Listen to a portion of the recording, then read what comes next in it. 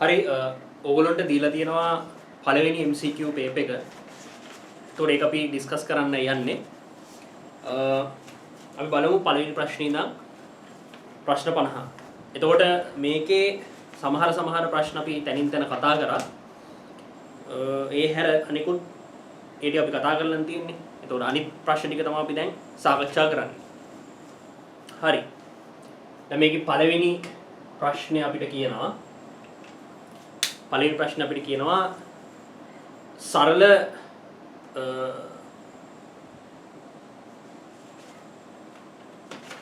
උලන්ට මුලින්ම දීලා තියෙන්නේ මොකද්ද? right.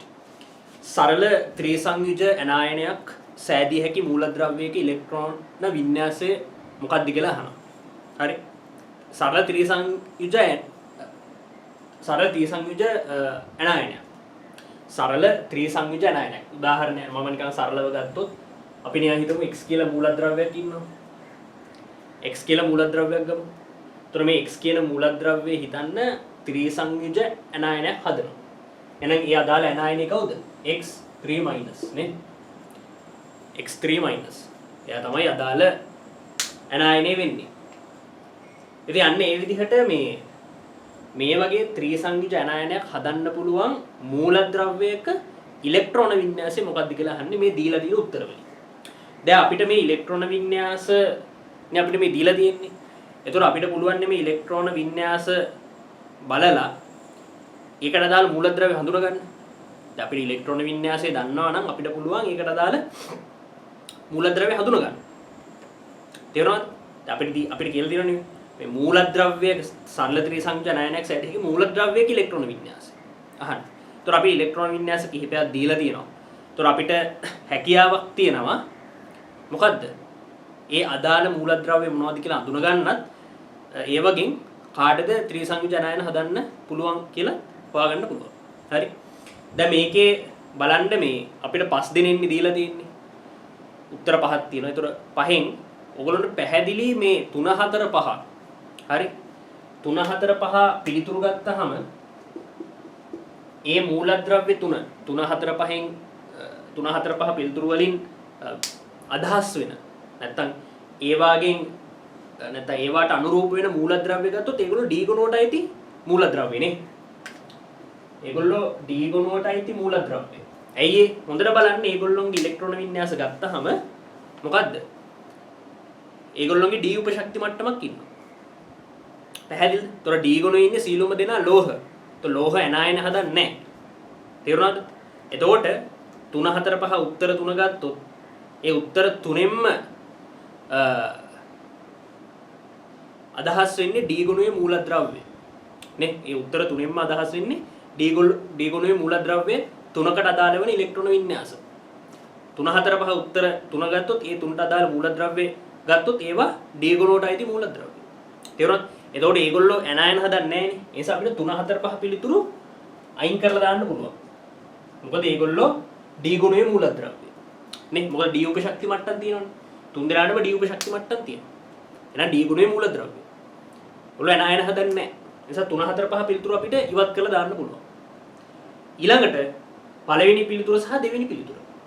ඒතර අපිට පැහැදිලි මේකේ 3 4 5 කියන පිළිතුරු මේකට ගැලපෙන්නේ නැහැ. ඒ නිසා අපිට පළවෙනි පිළිතුර සහ දෙවෙනි පිළිතුරෙන් තමයි තෝරගන්න වෙන්නේ මොකක්ද හරි පිළිතුර කියලා. දැන් පළවෙනි පිළිතුර ගත්තොත් අපිට දීලා තියෙන්නේ ඉලෙක්ට්‍රෝන වින්‍යාසය 1s2 2s2 2p6 3s2 3p2. ඔය තමයි අපිට දීලා තියෙන ඉලෙක්ට්‍රෝන වින්‍යාසය. දෙවෙනි පිළිතුර ගත්තොත් 1s2 2s2 2p6 3s2 3p3 ඔන්න ඔහමයි දීලා තියෙන්නේ. දැන් නිකන් බලන්න මේ උඩ එක්කෙනා සහ යට එක්කෙනා මේ උඩ පළවෙනි පිළිතුරට ලබා දීලා තියෙන ඉලෙක්ට්‍රෝන වින්‍යාසය සහ දෙවෙනි පිළිතුර ලබා දෙන ඉලෙක්ට්‍රෝන වින්‍යාසය මේ දෙන්න වෙන් කරලා නිකන් ගන්න වෙනවා. අපිට මොකද්ද තේරෙන්නේ? ඕගොල්ලන්ට පැහැදිලි ඇති. මේ පල්ලෙහා එක්කෙනා දැන් කොහොමත් මේ දෙන්නටම ශක්ති මට්ටම් තුනක් තියෙනවා කියලා පැහැදිලිද? මොකද දෙන්නගේම අවසාන ශක්ති මට්ටම තුන මේ ප්‍රධාන ශක්ති මට්ටම. දෙන්නටම අවසාන ශක්ති මට්ටමේ SP කියන උපශක්ති මට්ටම් දෙකම තියෙනවා. sp කියන උපශක්ති මට්ටම් දෙකම තියෙනවා දෙන්නට. තේරුණාද?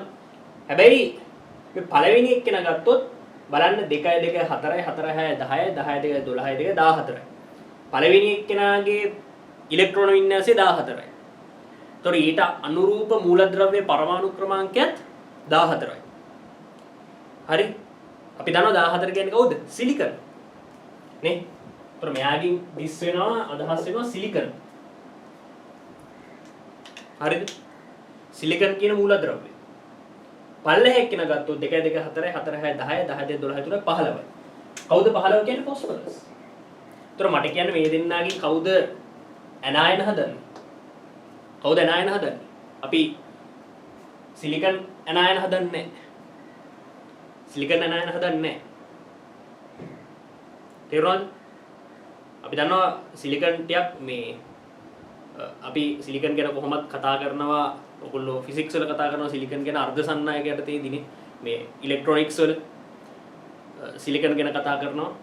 අර pn සංදි හදන්න නේ. ඒ වගේ තැන්වලදී සිලිකන් වැදගත් වෙනවා. හරි. හැබැයි ෆොස්ෆරස් ගත්තොත් අපි දන්නවා ෆොස්ෆරස් ඇනායන හදනවා.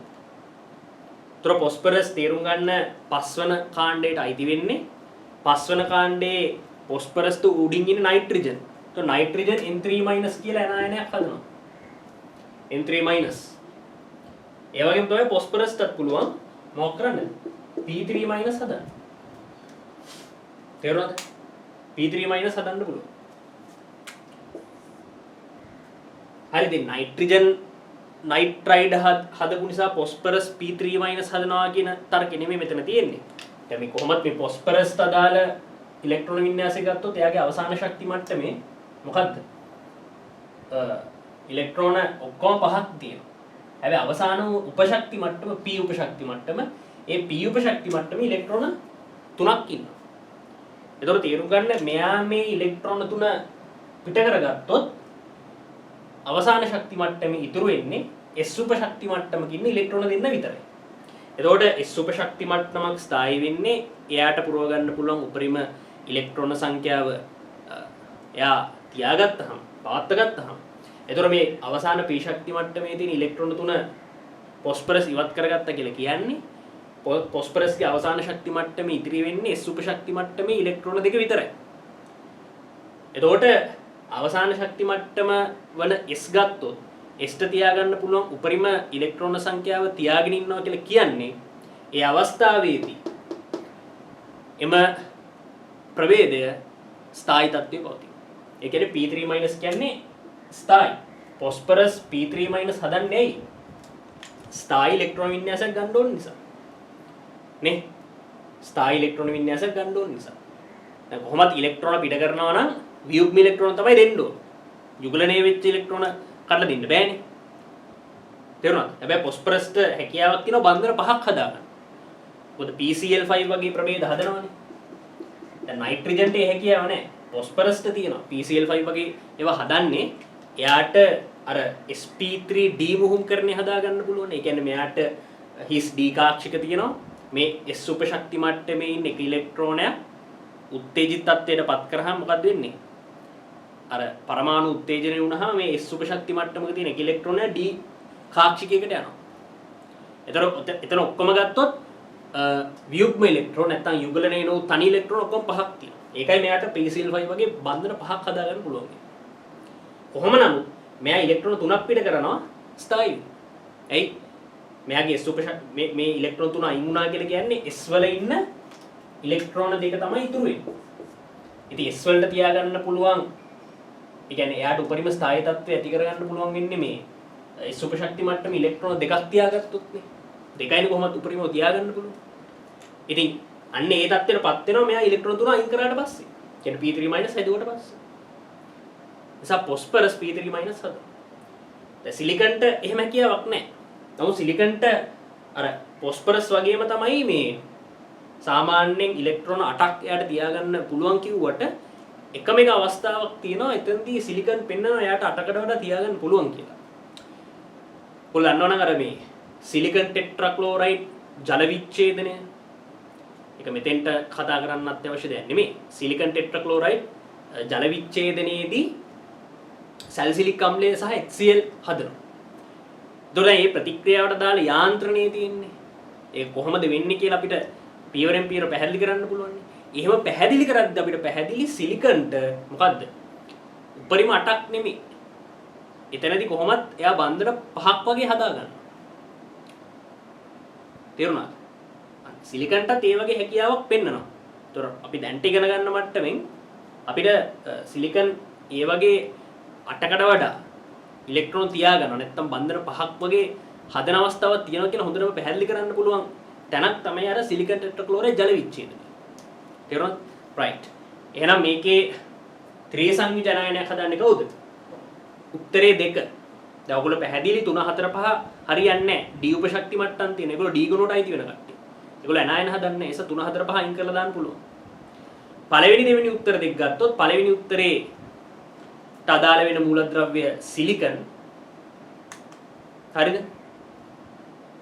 දෙවෙනි උත්තරේට අදාළ වෙන මූලද්‍රව්‍ය ගත්තොත් එයා phosphorus. ඒතර phosphorus P3 හදනවනේ. ඒස උත්තරේ 2. නිසා පළවෙනි උත්තරේ පළවෙනි ප්‍රශ්නෙට උත්තරේ 2. පළවෙනි ප්‍රශ්නෙට උත්තරේ 2.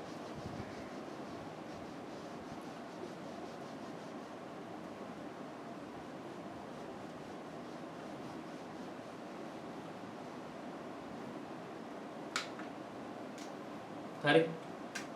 පළවෙනි ප්‍රශ්නේ උත්තරේ 2. හරි. එහෙනම් දෙවෙනි ප්‍රශ්නේ බලමු. පළවෙනි ප්‍රශ්නෙට උත්තරේ 2. දෙවෙනි ප්‍රශ්නේ බලමු.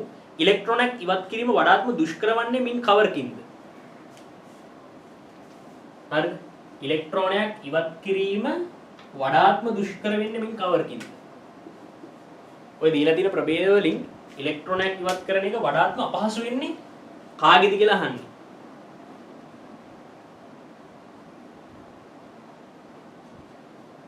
හරි බලන්න දැන්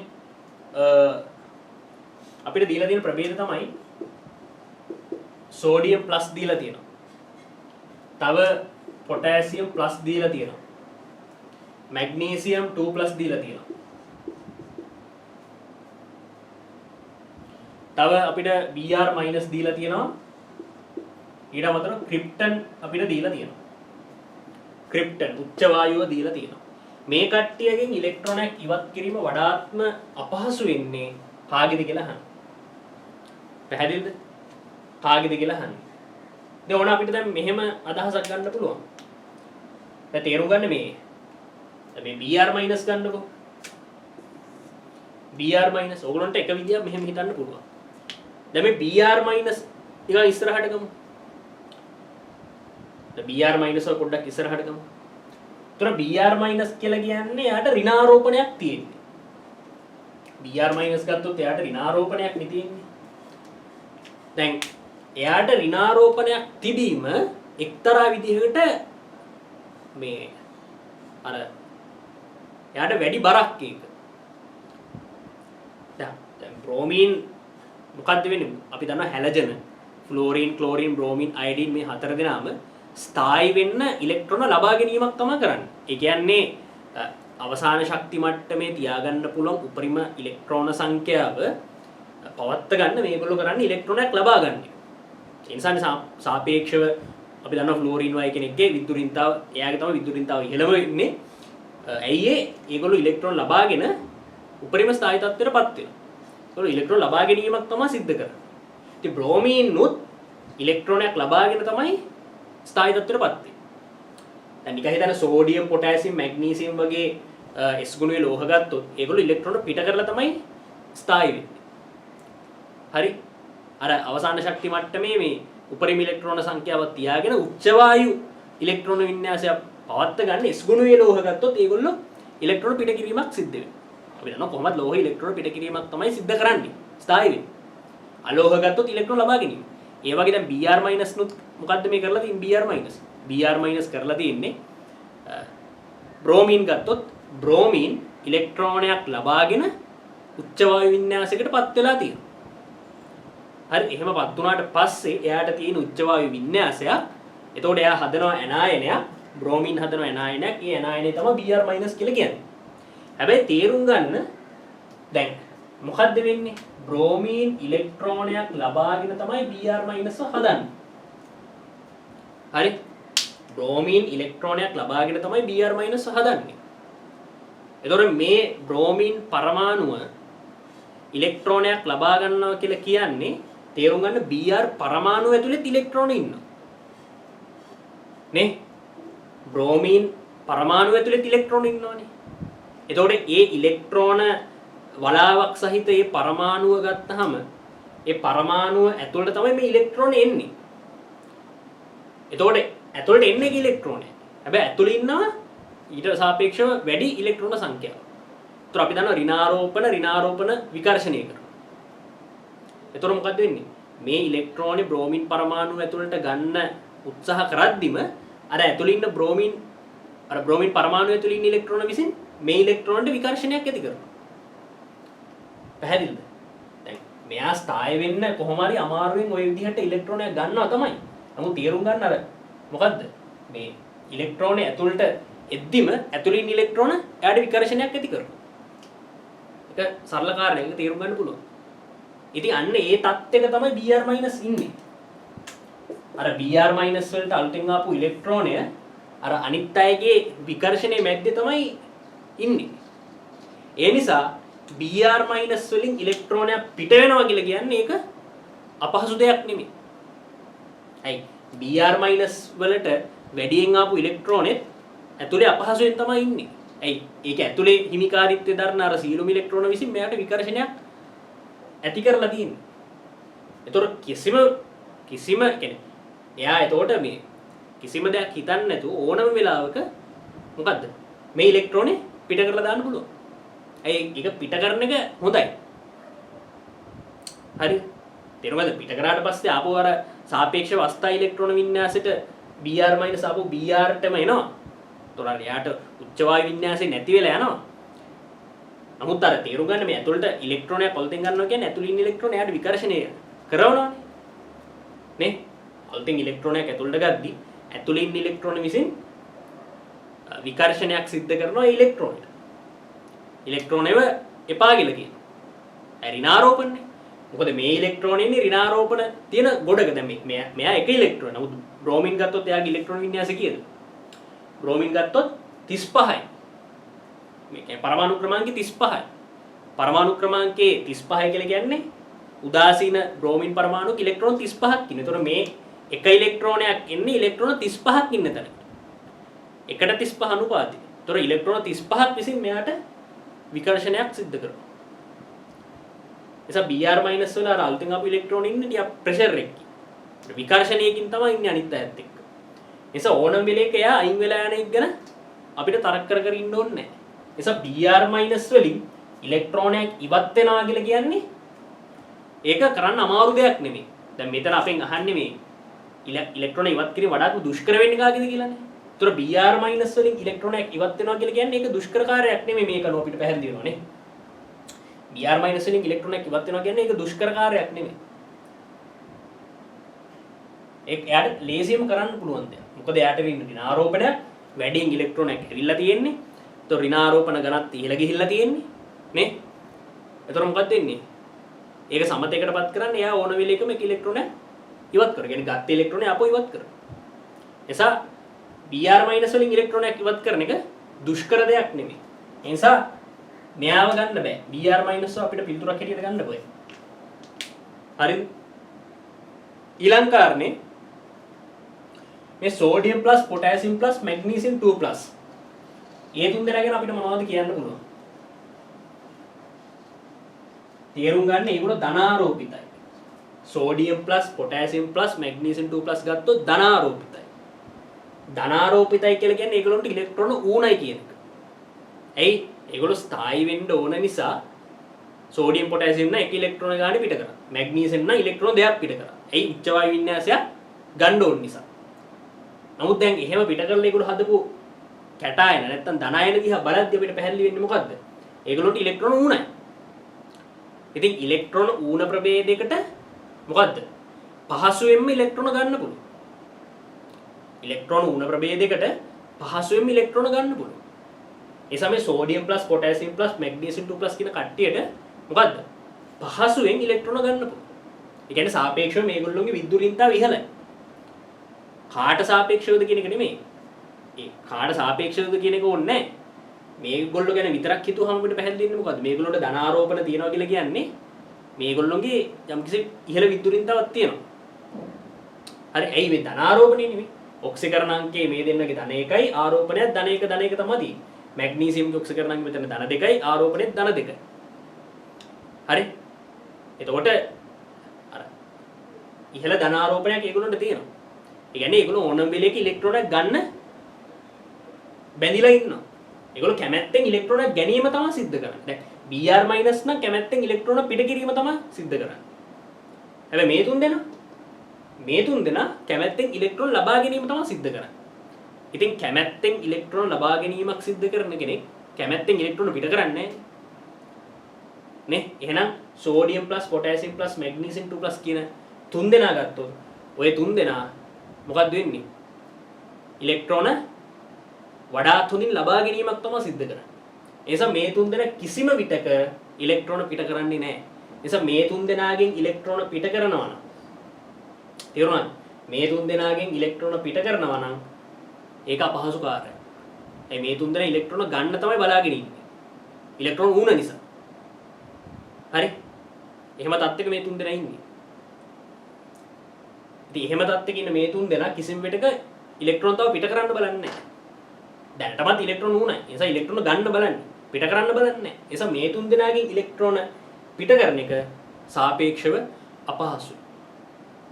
එහෙනම් උත්තරේ නිකන් හිතෙන්න පුළුවන් මේ තුන් දෙනාගෙන් එක්කෙනෙක් තමයි වෙන්න ඕනේ කියලා. මේ තුන් දෙනාගෙන් එක්කෙනෙක් තමයි වෙන්න ඕනේ කියලා අපි නෑ හිතෙනවා. දැන් මේ ක්‍රිප්ටන් ගැන හිතන්න.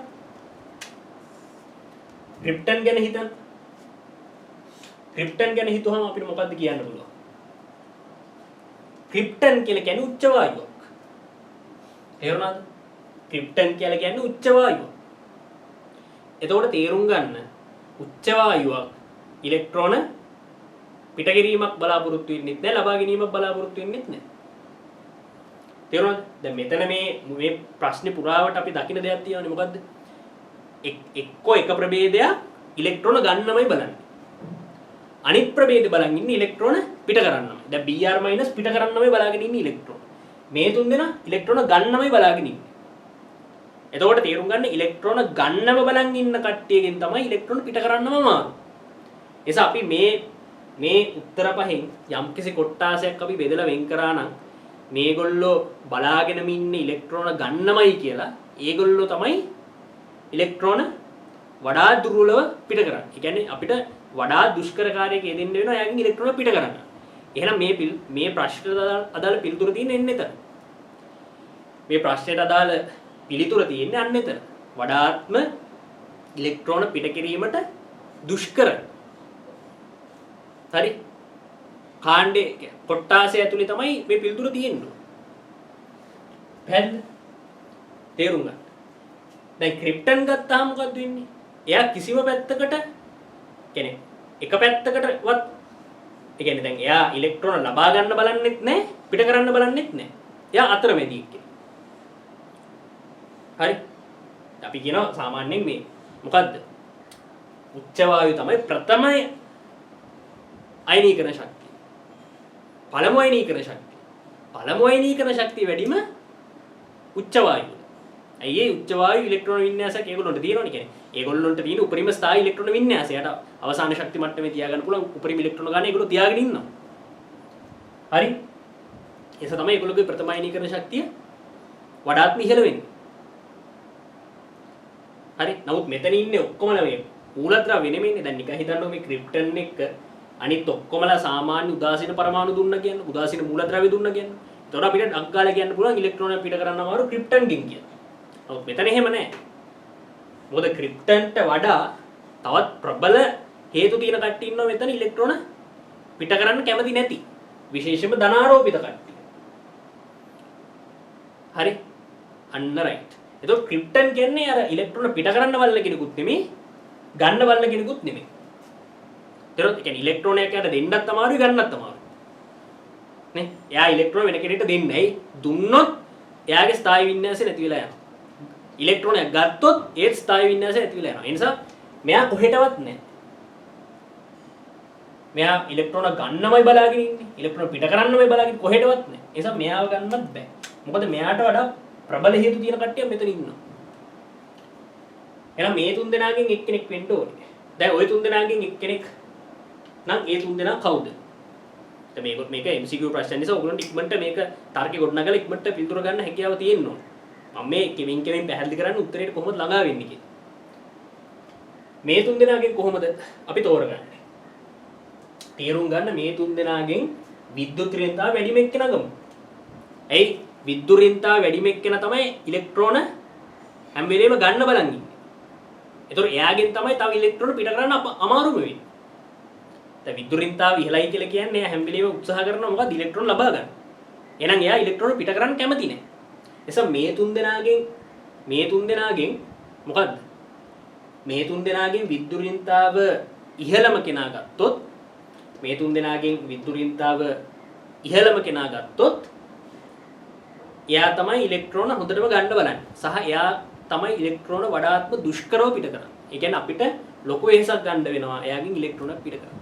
එහෙනම් මේ තුන් දෙනාගෙන් විද්‍යුත් ඍණතාව ඉහළම කෙනා ගත්තා නම් හරි. දැන් අපි විද්‍යුත් ඍණතාව සාමාන්‍යයෙන් ආරෝපණය මුහුම්කරණය ඔක්සිකරණාංකය වගේ මේ දේවල් බලනවා. නමුත් මෙතන ඉන්නේ ධන අයන තුනක්නේ. අයන තුනක්. ඒතර අයන තුනක් ගත්තාම මේගොල්ලන්ට මුහුම්කරණ අදාළ වෙන්නේ නැහැ නේ. ඒ නිසා එතෙන්ට අදාළ වෙන්නේ ඔක්සිකරණාංකය සහ ආරෝපණය. හරි. ඔක්සිකරණාංකය සහ ආරෝපණය. ඔක්සිකරණාංකය සහ ආරෝපණය තමයි අදාළ වෙන්නේ. තේරුණාද? එතකොට මේ තුන් දෙනාගෙන් කාගේද ඔක්සිකරණාංකය ඉහළම වෙන්නේ? දැන් මෙයා ගත්තොත් ඔක්සිකරණාංකය ධන 1යි. පොටෑසියම් ප්ලස් ගත්තොත් ඔක්සිකරණාංකය ධන 1යි. ඒ වගේ මේ දෙන්නගේ ආරෝපණ ගත්තත් ධන 1 ධන 1. මැග්නීසියම් 2+ ගත්තොත් ආරෝපණයක් ධන 2යි ඔක්සිකරණාංකයක් ධන 2යි. ඒතර ආරෝපණය අතිනුත් ඔක්සිකරණාංකය අතිනුත් මේ දෙන්නාට සාපේක්ෂව මැග්නීසියම් 2+ ඉදිරියෙන් ඉන්නවා. මැග්නීසියම් 2+ ඉදිරියෙන් ඉන්නවා. එසා සෝඩියම් ප්ලස් සහ පොටෑසියම් ප්ලස්ට සාපේක්ෂව මැග්නීසියම් 2+ හරි ආරෝපණය අතිනුත් ඔක්සිකරණාංකය අතිනුත් ඉහළින් ඉන්නවා කියලා කියන්නේ සෝඩියම් ප්ලස් සහ පොටෑසියම් ප්ලස්ට සාපේක්ෂව මැග්නීසියම් 2+ ගේ විද්‍යුත් ඍණතාව ඉහළයි. මැග්නීසියම් 2+ ගේ විද්‍යුත් ඍණතාව ඉහළයි. ඉතින් මෙතනින් විද්‍යුත් ඍණතාව ඉහළම කෙනා තමයි හොඳටම ඉලෙක්ට්‍රෝන ලබා ගන්නේ සහ දුර්වලවම ඉලෙක්ට්‍රෝන පිට කරන්නේ. අපිට මෙතන ගන්න ඕන උත්තරේ කවුද? වඩා දුර්වලව ඉලෙක්ට්‍රෝන පිට කරන කෙනා. එහෙනම් වඩාත්ම දුර්වලව ඉලෙක්ට්‍රෝන පිට කරන්නේ කවුද? විද්‍යුත් ඍණතාවයෙන් ඉහළම මැග්නීසියම් 2+. එතකොට මේකට අදාළ උත්තරේ මැග්නීසියම් 2+. මේකට අදාළ පිළිතුර මැග්නීසියම් 2+. උත්තරේ රෝම ඉලක්කම් 3. හරි. රෝම ඉලක්කම් 3 තමා පිළිතුර.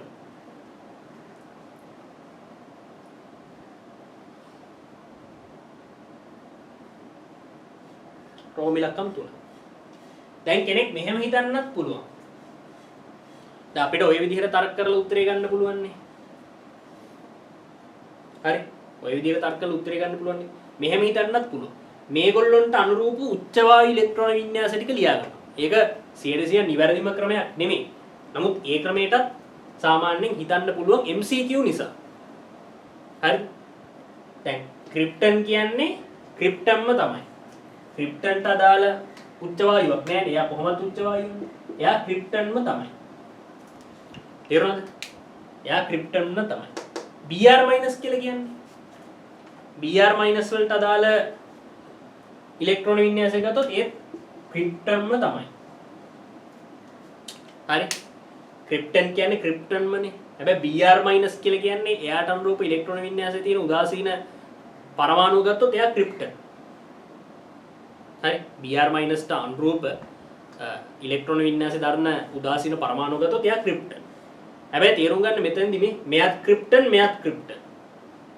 හරි. ක්‍රිප්ටන් කොහොමද ක්‍රිප්ටන්? Br- වල ඉලෙක්ට්‍රෝන වින්‍යාසය ගත්තොත් ඒකට අනුරූප වෙන පරමාණුත් ක්‍රිප්ටන්. හැබැයි එහෙමයි කියලා මේ දෙන්නාගේ මොකද ඉලෙක්ට්‍රෝන ලබා ගැනීම පිට කිරීමේ හැකියාව එක වගේ සමාන වෙන්නේ නැහැ. තේරුණාද? දැන් ක්‍රිප්ටන්ට සාපේක්ෂව Br- වල ඉලෙක්ට්‍රෝන පිට කිරීමේ හැකියාව වැඩි. හැබැයි දෙන්නගේ ඉලෙක්ට්‍රෝන වින්‍යාස සමානයි. එහෙමයි කියලා මේ දෙන්නගේ ඉලෙක්ට්‍රෝන ලබා ගැනීම පිට කිරීමේ හැකියාව සමාන වෙන්නේ නැහැ නේ. Br- වල මෙතන අපිට පැහැදිලි එතනින්ම පැහැදිලි ක්‍රිප්ටන්ට සාපේක්ෂව Br- වල ඉලෙක්ට්‍රෝන පිට කිරීමේ හැකියාව වැඩි කියලා. ඒස තේරුම් ගන්න මේ ක්‍රමයේ 100% සාර්ථක නැහැ. 100%ක් නිවැරදිත් නැහැ. තේරුණාද? 100% නිවැරදි ක්‍රමයක් නෙමෙයි.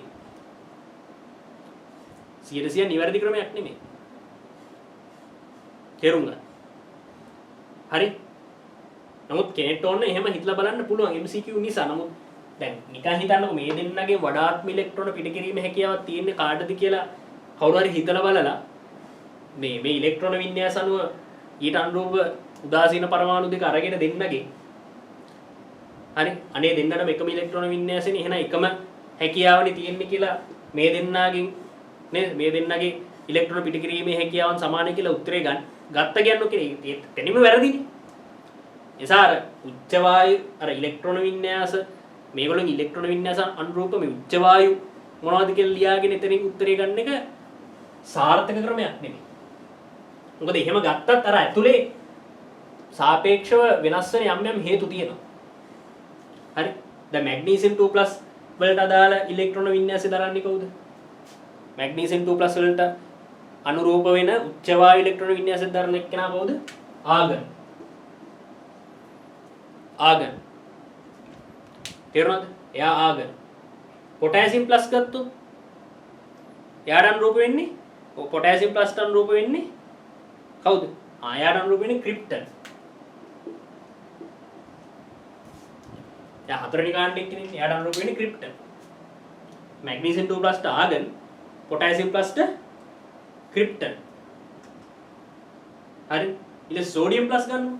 සෝඩියම් ප්ලස් ට දාලා වෙන්නේ කවුද? සෝරි මෙයා ආගන් නෙමෙයි මේ නියෝන්. හරි? එයා නියෝන්. පොටෑසියම් ප්ලස් ට දාලා වෙන්නේ ආගන්.